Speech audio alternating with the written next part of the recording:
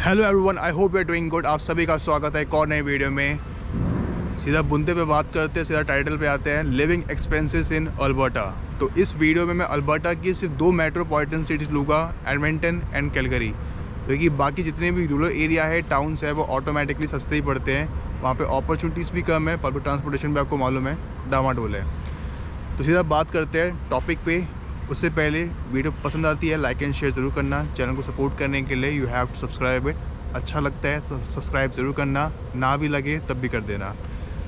तो देखो यार, लिविंग एक्सपेंसेस इन एडमिंटन और कैलगरी में ऑलमोस्ट सेम है। दोनों ही मेट्रोपॉलिटन सिटीज़ हैं और मैं आपको दोनों के रिगार्डिंग ही बात करता हूँ, साथ साथ बात करता हूँ और पॉइंट टू पॉइंट बात करता हूँ हर चीज़ के बारे में।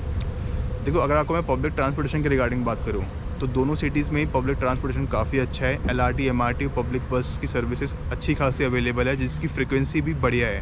हर 15-20 मिनट में बस आती है और बिल्कुल टाइम पे आती है। दूसरी चीज़, अगर आप इंटरनेशनल स्टूडेंट हैं तो आप किसी भी यूनिवर्सिटी में पढ़ते हो, चाहे यूनिवर्सिटी ऑफ अल्बर्टा हो, यूनिवर्सिटी ऑफ कैलगरी हो, या चाहे कोई भी XYZ यूनिवर्सिटी हो, आपका $100 का मंथली पास बन जाता है।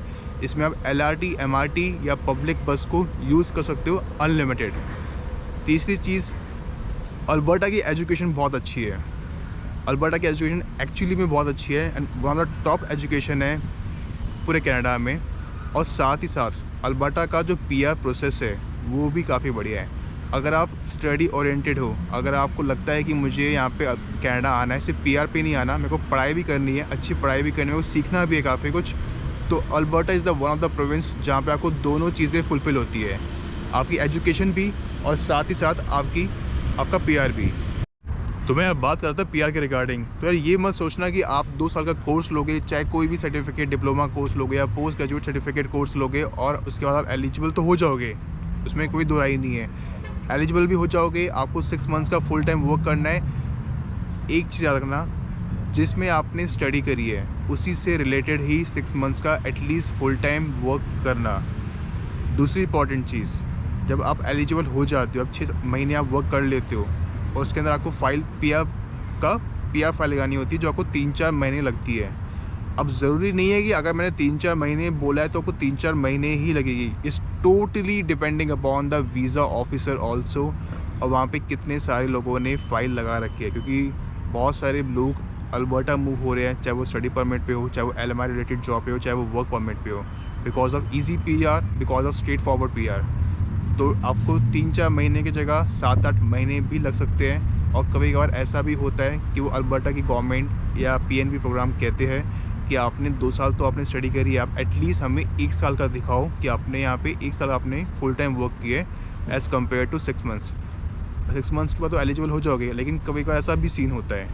तो ये मत सोचना कि 6 महीने के बाद, 3-4 महीने के बाद फिर आप PR लगाओगे और आपको मिल जाएगा। वो बहुत ही कम चांसेस है, क्योंकि because of lots of influx of immigrants, तो चीज़ें फिर थोड़ी डिफ़िकल्ट हो जाती है। तो यार, अब बात करते हैं रेंट एंड एकोमोडेशन के रिगार्डिंग। देखो, अगर आप 3-4 लोग हो तो आपको मैं एडवाइस करूँगा कि आप 1 BHK अपार्टमेंट लो या 2 BHK apartment low. That would be a much better, because अभी वहाँ पे प्रॉपर्टीज़ ऑलरेडी बहुत कम है, इमिग्रेंट्स बहुत सारे हैं, तो प्रॉपर्टीज़ के रेट स्काई रॉकेट है। बहुत चीज़ें महंगी हो गई है, ग्रॉसरीज भी महंगी हो रही है और रेंट एकोमोडेशन तो वैसे ही महंगा हो रहा है। अगर आपको इंडिविजुअल रूम लेना है तो मैं आपको फिर एडवाइस करूँगा कि आप टाउन हाउस में एक individual room low. That would be a much better. वो आपको $600-700 का पड़ेगा मैक्सिमम से मैक्सिमम, इंक्लूडिंग यूटिलिटीज़। लेकिन अगर आप 3-4 लोग हो या 3 भी लोग हो तो मैं आपको 1 BHK अपार्टमेंट के लिए बोलूँगा, क्योंकि आपके वहाँ पे काफ़ी पैसे सेव हो जाते हैं और आपको वो पड़ता है $1000 से $1200 के करीब मैक्सिमम से मैक्सिमम, इंक्लूडिंग यूटिलिटीज़ नहीं होता। आपका पानी का बिल जो आएगा वो आएगा $30 से $40 पर मंथ, और आपका जो बिजली का बिल आएगा वो आएगा $50 से $60 पर मंथ। हर बच्चे के माइंड में एक ही चीज़ होती है कि उसको रेंट एकोमोडेशन सस्ता मिले, और सबसे इंपॉर्टेंट जो चीज़ होती है जो उसके माइंड में होती है वो होती है उसको पार्ट टाइम जॉब आराम से ईजिली मिल जाए उसकी लोकेशन के आसपास। देखो यार, मैं आपको एक चीज़ बता दूँ, कनाडा में कोई भी प्रोविंस हो, हर जगह इन्फ्लेशन है, हर जगह पार्ट टाइम जॉब्स की मारामारी है, हर जगह जॉब्स की मारामारी है, because of lots of immigrants, refugee भर के आ रहे हैं। अब पता नहीं इतने रिफ्यूजी आ रहे हैं, हद से ज़्यादा रिफ्यूजी आ रहे हैं मिडल ईस्ट से, अफ्रीका रीजन से, और स्टडी परमिट में भी काफ़ी बच्चे आ रहे हैं, और स्पेशली इंटरनेशनल स्टूडेंट्स काफ़ी आ रहे हैं इंडिया से, चाइना से या पाकिस्तान से और थोड़े बहुत नेपाल से भी। तो अगर आपको मैं एडमंटन और कैलगरी की हालत बताऊँ, ये मेरे दोस्तों के शब्द है जो इंटरनेशनल स्टूडेंट है। अभी वो 2-3 महीने पहले आए हैं और 2 रहते हैं एडमंटन में, 1 रहती है कैलगरी में, और दोनों को ही जॉब नहीं मिली है, और तो तीनों को ही जॉब नहीं मिली है, और वो अभी तक 500-600 जगह अप्लाई कर चुके हैं, चाहे वो ऑनलाइन हो, वॉक इन हो, या उन्होंने अब जितने भी सीनियर्स हैं उनकी जो कॉलेज यूनिवर्सिटी में जो है उनसे भी उन्होंने बात करी है, लेकिन अभी भी जॉब अपॉर्चुनिटीज़ नहीं है। और जिनको जॉब अपॉर्चुनिटीज़ कोई मिल भी रही है तो वो 18-20 किलोमीटर दूर मिल रही है। देखो अब इसमें होता क्या है कि अगर आपके पास स्किल्स होते हैं अच्छे खासे तो आप कहीं भी सर्वाइव कर लोगे। अब ऐसा भी नहीं है कि आपके पास सिर्फ 1-2 स्किल्स हो, जितने ज़्यादा स्किल्स होगे, जितने ज़्यादा मल्टी टैलेंटेड आप होगे, उतनी ज़्यादा चांसेस आपके हैं कि आपको बेटर पे मिले, बेटर वेज मिले, और उतना जल्दी चांसेस आपके हैं कि आपको ईज़िली जल्दी जॉब मिल जाए। तो इस टोटली डिपेंडिंग अपॉन यू कि आपके पास कितने स्किल्स हैं, आप कितना हार्ड वर्क करते हो और कितना आप स्मार्टली वर्क करते हो। अब आपके माइंड में होगा कि अगर जॉब ही नहीं है तो हम सर्वाइव कैसे करेंगे, अपना रेंट कैसे पे करेंगे, हम ग्रॉसरीज कैसे खरीदेंगे, तो वहाँ पे जिएंगे कैसे? क्योंकि आपका सिर्फ मकसद पढ़ना तो है नहीं, मकसद तो आपका पढ़ना तो बहाना है, मकसद तो आपका PR पाना है। और जब तक आप इंटरनेशनल स्टूडेंट हो तब तक आपको अपनी लाइफ जीनी भी है, क्योंकि आप सिर्फ यहाँ पे पढ़ोगे नहीं। तो सिंपल सी बात है, स्किल सीखो।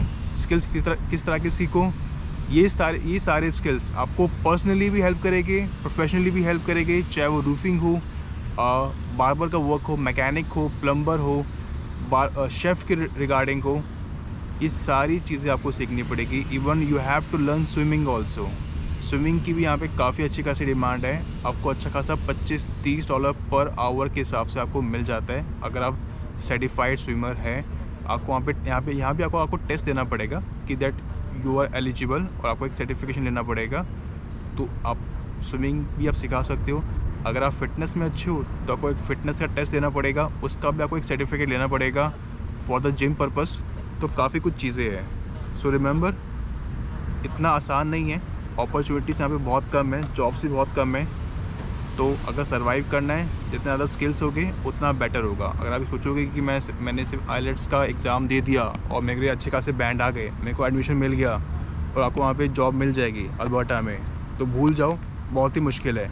चाहे अपने सीनियर से बात कर लो, किसी और से बात करो, अपॉर्चुनिटी मिलना बहुत मुश्किल है अनलेस एंड अनटिल अगर आपके पास स्किल्स नहीं है। कितने भी अच्छे हो, आपके पास स्किल्स नहीं है तो आपको जॉब नहीं मिलेगी, और जॉब मिलती भी है तो फिर $15-16 की मिलती है वेयर हाउस में, रिटेल चेन्स में, और उसके भी चांसेस बहुत कम हैं क्योंकि अल्बर्टा में यूनिवर्सिटी कॉलेजेस बहुत सारे हैं और स्टूडेंट्स और रिफ्यूजी भी बहुत सारे हैं।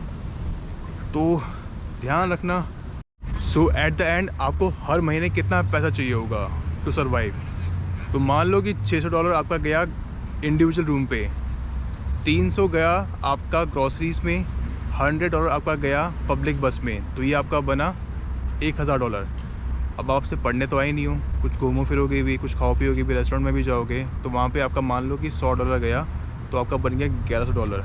अगर आप कुछ किताबें लेते हो, कुछ असाइनमेंट के लिए कुछ भी नोट्स लेते हो, तो उसमें भी आप मान लो कि आपका $100 गया। और अगर आप साथ साथ कुछ परचेज़ भी करते हो, कोई भी बुक्स हो गई या कपड़े हो गए या जूते हो गए, तो मान लो कि इसमें आपका 200 गया, तो आपका ऑलमोस्ट आपका $1300-1400 आपका पर महीने आपका इतना खर्चा आएगा। तो आप सोचो कि आपको मैनेज कैसे करना है। तो इसलिए मैं बोल रहा हूँ, स्किल्स जितने ज़्यादा होंगे उतना आपके लिए बेटर है। बाकी वीडियो पसंद है तो लाइक एंड शेयर ज़रूर करना। चैनल को सपोर्ट करने के लिए you have to subscribe it. तब तक के लिए good bye, have a great day and enjoy your life. Take care.